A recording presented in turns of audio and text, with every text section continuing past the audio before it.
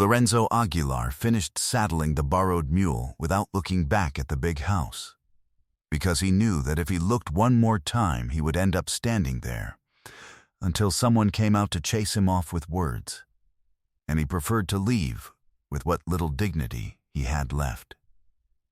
The white sun of Michoacan beat down on the yard of the finca where he had been born, where he had buried his father barely 15 days before, and where, according to the notary, he no longer had so much as a single meter of land he could call his own.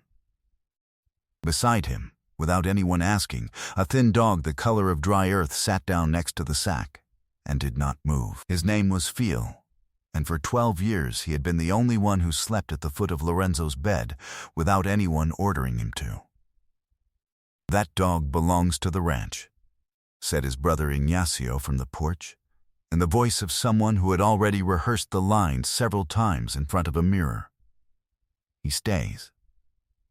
Lorenzo didn't answer. He tied off the sack, adjusted the cinch, and only when he was done did he lift his eyes to the man who, until 2 weeks ago, had been his brother, and who now was, with signed and sealed papers, the sole owner of the finca, the cattle, the house, and even the memories hanging on the walls. "Then keep him," Lorenzo said, his voice low but steady. "I just hope that someday someone looks at you the way he used to look at me." The will had been read 3 days earlier in the main room, with Notary Refugio Beltran seated at the head of the table as if he too had inherited something, which, as Lorenzo would later discover, wasn't far from the truth. Don Herminio Aguilar, his father, had died of a heart ailment that took him within a matter of weeks, and in that short time, too short, Lorenzo would think later, to draft a new will with such calm and such fine print. The entire finca had been left in Ignacio's name, the older brother, the one who had stayed close, the one who, according to the paper, had known how to take better care of the land. Lorenzo got nothing, not even the foreman's house, not the guava orchard he himself had planted as a boy, not the finca's name in a single line. Only one sentence, read aloud by the notary with a neutrality that hurt more than any insult. "To the younger son no property is assigned, in accordance with the final will of the testator." Ignacio said nothing at that moment. He sat staring at his own hands, and someone who was there, the old cook, Doa Petra, saw him clench his jaw, not from grief, but from something closer to relief. He signed alone, in his bed, 2 days before he died, the notary explained afterward, putting the papers away in a worn leather portfolio. Sound of mind and fully conscious. So, it is recorded. No one asked why Don Herminio, who had never written a letter without his youngest son's help because his eyesight had already failed, had been able to sign, alone, a 5-page document in such even handwriting. No one, except Phil, who that night howled outside the door of the room where the old man had died, and didn't stop until someone dragged him out to the corral by force. Lorenzo packed what fit into a single sack: 2 shirts, his father's pocket knife, an old photograph torn at one corner showing his mother, dead for years now, holding him as a baby in front of the granary. Ignacio watched him leave from the porch without so much as offering him a glass of water for the road.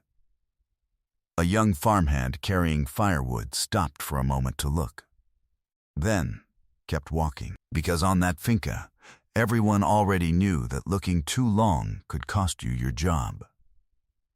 Lorenzo went out through the main gate, with the borrowed mule, the sack over his shoulder, with nothing but the name of a town he hadn't been back to in 15 years, Los Reyes, where he'd once had an aunt no one ever mentioned at the finca's table. Phil caught up to him halfway there, panting, tongue out, paws covered in dust, and Lorenzo stopped, looked at him, and didn't have the heart to send him back.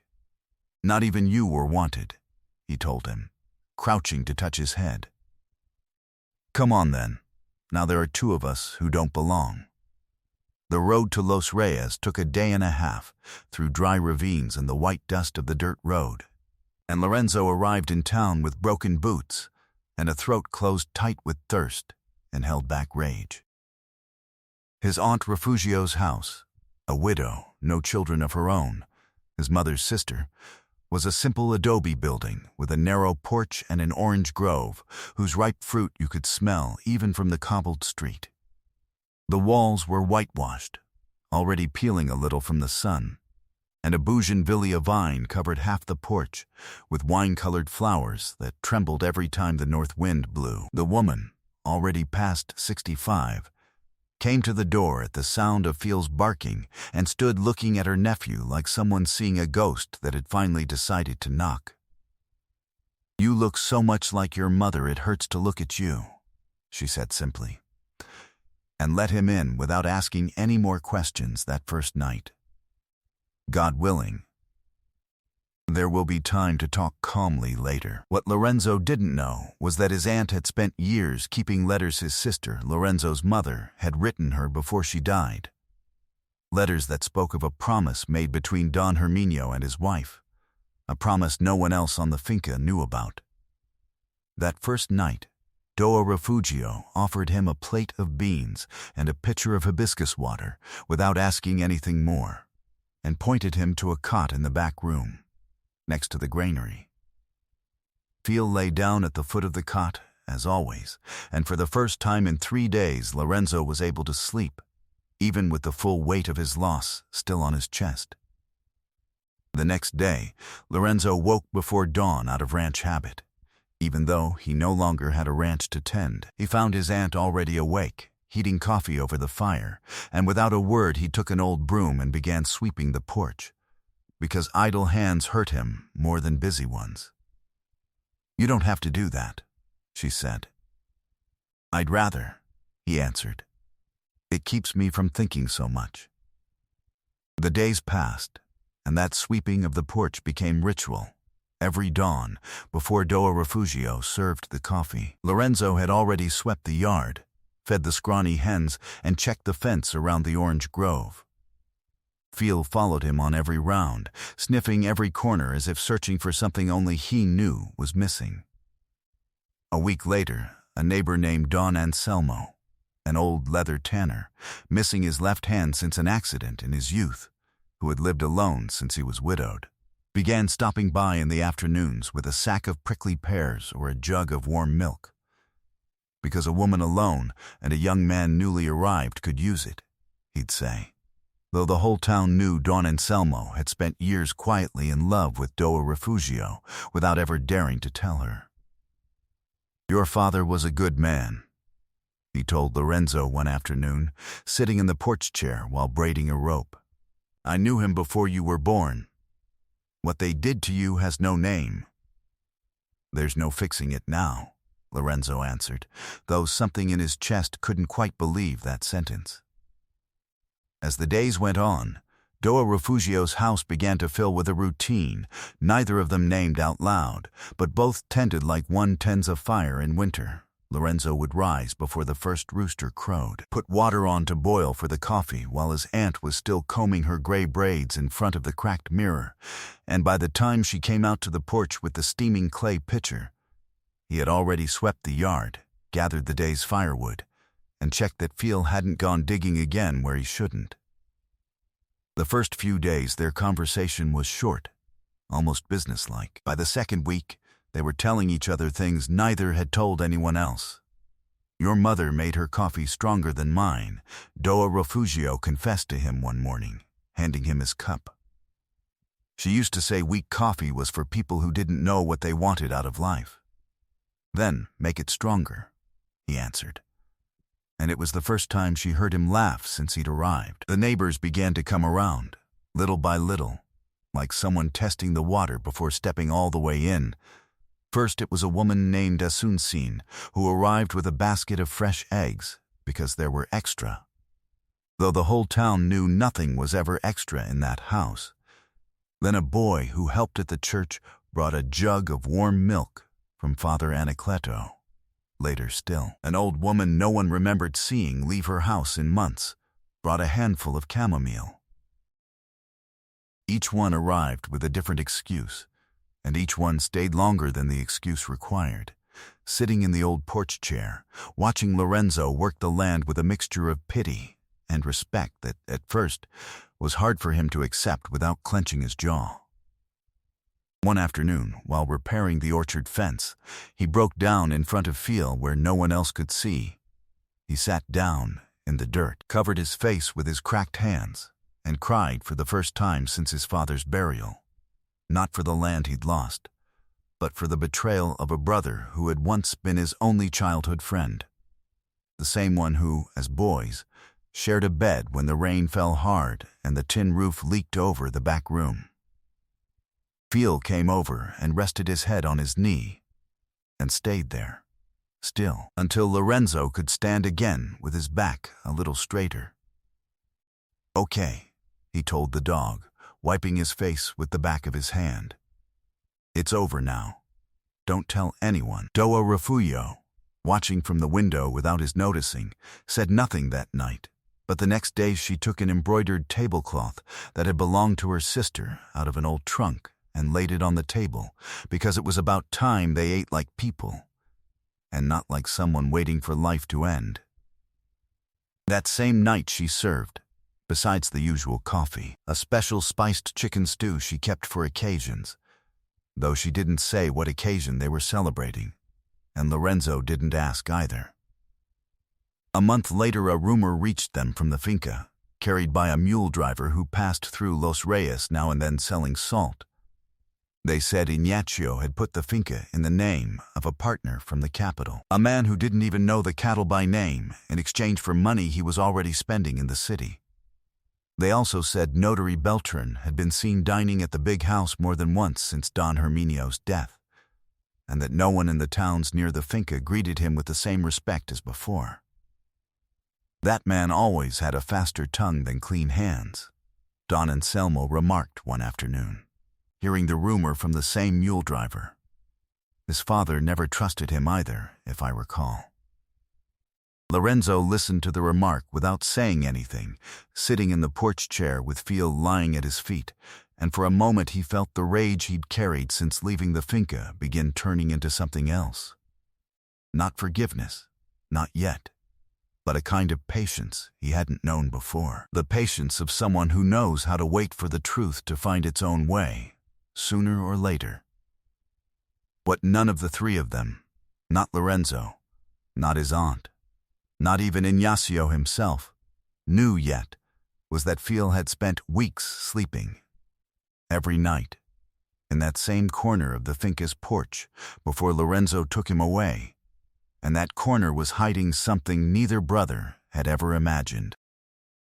One Sunday afternoon, while the whole town filed out of Mass giving thanks to God for the harvest that promised to be good, and Doa Refugio chatted with Father Anacleto in the chapel courtyard, Phil began digging desperately under an old orange tree in the orchard, the biggest one, the one Doa Refugio said she'd planted with her sister the same year Lorenzo was born. He dug so hard and so insistently that Lorenzo, puzzled, went over to see what he was after, and there, wrapped in a piece of waxed cloth to protect it from the damp, he found a small wooden box he had never seen in his life. Inside was a small portrait of his mother as a young woman, smiling in front of that same orange tree back when it was barely a freshly planted sapling, a worn rosary of dark wooden beads, and a yellowed envelope sealed with wax, addressed in a trembling hand, "For my son Lorenzo, for the day he needs me." Lorenzo sat staring at the box a long while before he dared touch the envelope, as if opening it would wake something that had slept for years under that earth. That night, by candlelight, Lorenzo opened the envelope with hands shaking more than his sick father's hands could ever have shaken signing any paper. Inside was a letter from his mother, written years before her death, and a notarized copy, sealed, dated, signed by his father and by a different notary than the one who had read the recent will, of a document in which Don Herminio Aguilar left. in his lifetime and of his own free will, half the guava orchard and part of the lower land of the finca in his youngest son's name, so that he would never lack a roof, whatever happened between his brothers. "This is from before," said Doa Refugio, taking the paper with hands that trembled too, reading the date with narrowed eyes. "This is from years before the will they read. This document was never revoked, son. It was only hidden." A second document, more recent, unwitnessed, in handwriting suspiciously even for a man whose pulse could no longer have been steady, was, they understood that night, the one that should have been questioned all along. "Your father never stopped wanting you to have a place of your own," his aunt went on. "Quite the opposite. He made sure no one could ever push you off it, even after he was no longer there to defend you." For a moment, Lorenzo had no words left. He felt something in his chest, clenched since the burial, finally begin to loosen, though he still didn't quite know what to do with a truth so freshly unearthed. Don Anselmo, summoned that same night, confirmed what they already suspected just from the seal. It was the same notary from Zamora who had handled his own father's affairs years before, a man of an older generation, already retired, but still alive and willing, if needed, to declare before whoever was necessary that the document was genuine. When Ignacio arrived in Los Reyes 4 days later, warned, no doubt, by the same mule driver who carried rumors back and forth, he didn't come alone. Notary Beltran came with him, leather portfolio under his arm as if he still had something to read aloud. "I've come for you to hand over that false paper going around," Ignacio said, planted in the middle of Doa Refugio's porch, in a voice that wanted to sound firm and only sounded frightened, "and to take the dog. He's mine. That dog never belonged to anyone but the one who fed him with his own hands." Doa Refugio answered before Lorenzo could open his mouth, her back straight, her voice without a single tremor. "And the paper isn't false. The false one is the one you all read in that room a month ago." "Careful what you're accusing me of, Sierra," Notary Beltran cut in, recovering for a moment the tone of authority he always used to read wills. "I only record the will of the deceased." "You recorded whatever will was most convenient for whoever paid you to write it," Doa Refugio replied, not moving from the doorway. "And the whole town is already asking why you dined at that big house so many times after the burial." Notary Beltran went pale, and in his silence he said more than any word could have. A neighbor passing by with a sack over his shoulder stopped completely at the mention of the notary's name, and no longer pretended not to be listening. "Don Anselmo already spoke with the notary from Zamora," Lorenzo said then, with the calm of a man who has nothing left to lose because he's already lost the worst of it. "And Father Anacleto is a witness that this document had been kept untouched since before our father fell ill. I didn't come to fight you for your inheritance, Ignacio. I came to tell you that mine never stopped being mine, even if you signed it away under someone else's name. Our father loved you more." Ignacio blurted, and the words came out like an old wound, finally splitting open. It was always like that. "Our father didn't love anyone more," Lorenzo answered, without raising his voice. "He was just afraid that greed would get the better of you one day. And he was right to be afraid." Ignacio stood there, mouth half open, with nothing left to say, while 2 neighbors passing in the street stopped to stare openly, and a woman selling bread on the corner lowered her voice to whisper something to another. Notary Beltran, seeing that no one on that porch believed a word he said anymore, muttered an apology no one had asked for and left first, leaving Ignacio alone at the door. "This isn't over," Ignacio said, his voice drained of strength, and he turned away. Phil, who had been lying by the door the whole time, didn't even lift his head to watch him go. When the sound of the horses faded at the end of the street, Lorenzo let himself sink into the porch chair, and for the first time in weeks, he could breathe deeply without the air hurting on the way in. Months later, when the rains came down over Los Reyes and Doa Refugio's orange grove filled with blossoms, Lorenzo had already claimed, with proper papers, and before a judge who didn't doubt the notarized document for a moment, the lower land and the guava orchard his father had secured for him in life. It wasn't the whole finca. He didn't need it to be. With help from Don Anselmo and 2 farmhands who chose to leave Ignacio's service to work with him, he built a simple house next to the orchard, with a porch wide enough for a chair and a cot for Phil. The smell of Doa Refugio's fresh baked bread reached him every afternoon from her house to his, because now they lived an orchard apart, and not a world apart. The afternoons filled with the smell of ripe guavas mixing with the coffee, and the hens, no longer scrawny, now well cared for, clucked around the porch while the town's children ran between the freshly planted rows of corn. One Sunday afternoon, with the table set in the shade of the orange trees and his mother's embroidered tablecloth spread over it, and the smell of coffee and fresh bread drifting through the warm air, Don Anselmo finally worked up the courage, after all those years, to take Doa Refugio's hand in front of the whole gathered town, and she didn't pull it away. The neighbors who had come with baskets of fruit and pitchers of hibiscus water fell quiet for a moment.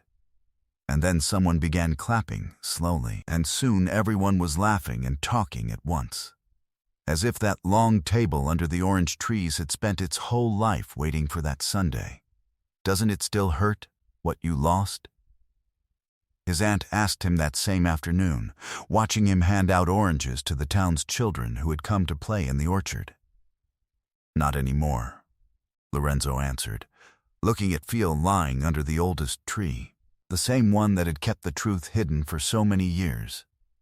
If God wanted me to lose the big land to find this one, then it was meant to be. What I lost was land. What I found was a place where no one can tell me I don't belong. Phil lifted his head at the sound of his name in Lorenzo's thoughts, or maybe just at the sound of his footsteps coming closer, and stayed there looking at him with those tired eyes that had kept a secret bigger than any will. In the end, you turned out to be the only brother who never betrayed me, Lorenzo told him, crouching down beside him, and the dog only closed his eyes, as if he'd waited 15 years to hear exactly that. Sometimes life pushes us toward the place we least expected, and there, without a name or a great inheritance, we find what truly belonged to us from the start. Blood doesn't always recognize what matters. Sometimes it takes a faithful animal, a fearless ant, and a paper hidden under a tree for the truth, at last, to find its way back home. Has the one, or the creature, you least expected ever turned out to be the one who needed you most, and who had been holding on to what would save you all along? If this story touched something in your heart, leave us your comment and tell us what part of Mexico or where in the world you're watching from. Like the video, subscribe to the channel, and hit the bell so you never miss a story. Share it with someone who has ever felt like they didn't belong in their own family. A heartfelt embrace, and until the next story. Doa Refugio, years later, would still tell people in town that Lorenzo's dog never barked without reason his whole life, and that on that afternoon under the orange tree, looking at the freshly dug earth, she managed to whisper to the animal, so no one else could hear. Faithful by name, and faithful indeed.